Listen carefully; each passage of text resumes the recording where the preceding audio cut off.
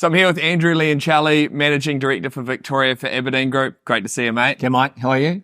Good, mate. Good. And so obviously we've known each other for a long time during your time at running CBRE Victoria, but you've gone on the developer side now. How's it all kind of shaping up so far with Abadeen? It's really exciting, actually, Mike, making the transition from project marketer to developer. I do have a long history in development. Really excited about the move. Abadeen Group in Sydney, run by Justin Brown, is a very successful luxury high-end property developer.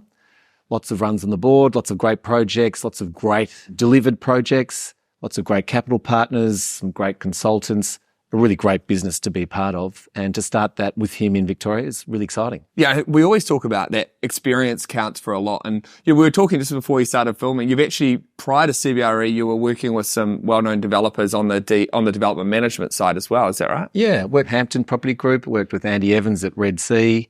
I worked at Valad Property Group, all in a development management capacity before starting project marketing for nearly 14 years at CBRE. I've also developed a few projects along the way too. Long House in Hawthorn, which was 107 apartments, and Victoria and Burke, corner of Victoria and Burke Roads in Camberwell, high-end apartment project, and one called The Collective, also in Hawthorn. So you kind of bringing it all home again. Bring it all home, yeah, but really focus now on the east and the southeast, and that's really what Abadeen Victoria are going to focus on, and that's owner-occupier stock in the best locations.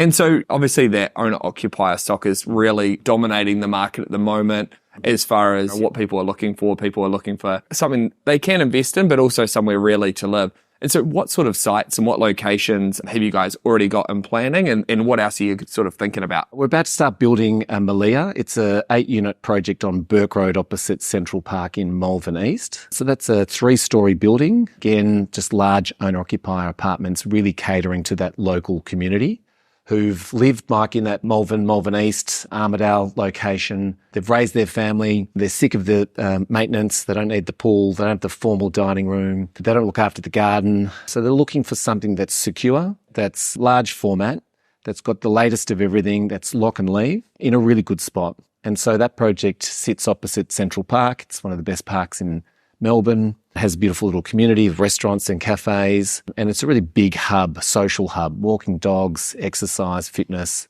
community. So it's a great little location, and it's a great little project. We've also got a project in 646 High Street in Prahran. It's just up from Grandview Grove, just over Orrong Road on the left-hand side. It's a 4-story building that will go into planning in March of this year. So we'll expect to have hopefully a permit later this year.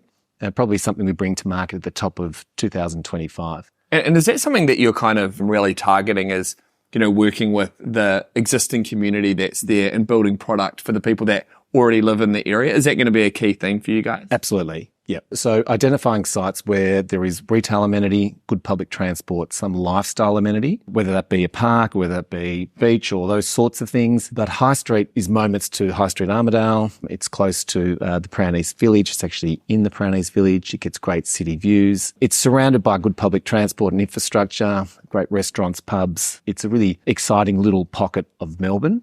And there hasn't been a lot of high-end apartment development in that community. And I think it's a really great opportunity working with car architecture and interiors to deliver a really high-end product between 100 square metres and maybe 250 square metres. Right, so quite large. So, yeah, quite large. Even the 2 bedrooms be over 100. And the 3 beds plus will be sort of 200 plus. And so it's really catering to that downsizer market professional that have the money. They're looking for something really of a high quality and a size that basically matches their needs. One of the key things I think often is about for developers is really finding who's the right mix of consultants, because often development companies are, as you would know, relatively small from a headcount perspective. Absolutely. But they're doing large developments. And so making sure that they select the right architect and builder and so forth. And obviously with your time at CBRE, you would have seen the best all the way through in terms of all of the different teams that are here in Melbourne. Who are some of the people that you're planning on collaborating with to make sure that you get that awesome outcome for the customer? Carr and Chris McHugh from the Carr Design Group I've worked with for 15 years. Chris is an outstanding operator. He's excellent with the customer. He does excellent, very highly efficient floor plans. He's got a great design aesthetic. He also works within a budget. He's a really good consultant in that regard. And he delivers outstanding results. Victoria and Burke in Camberwell that we worked on together achieved record pricing in Camberwell. It's a great looking building. It's settled beautifully into the community. He gets it, he understands it. The team at you at Leaf, working with in Malvern East, again, really highly experienced architectural practice. They understand what that local buyer wants. Then planners become really important too. Like, it's got to be a planner that understands, how that council works. Yeah. Getting a permit's a critical thing. Getting a good permit is really important too. It can be the difference between making money and not. But you're right, working at CBRE for 14 years, you see the best and the worst of the industry. And so it's really been an amazing grounding for me as a launching pad to go into full-time development, having that insight into which consultants are the ones we want to work with and the ones that we don't. Have you got any advice for people thinking about buying off the plan, maybe for the first time, in a similar circumstance you're talking before, as far as perhaps their kids have left home and they're looking at one of your luxury apartments? What would your advice be to those people? Some really important elements. I think track record of the developer. Who are the consultants? Who are the builders that they've worked with before?